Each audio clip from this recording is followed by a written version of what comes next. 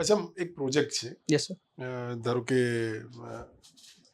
એક સોર્સ છે, કોઈ એક ગામની અંદર પાણી આપવું છે, તો એ સોર્સથી લઈને કે એના સપ્લાય લેવલ સુધી એ એક તમને સૂચના આપે કલેક્ટર સાહેબ કે મારે આટલું આ કરવું છે કે અહીંયા પાણી પહોંચાડવું છે, તમે કેવી રીતે, કેટલા એના સ્ટેજીસ કેટલા થશે? Yes sir.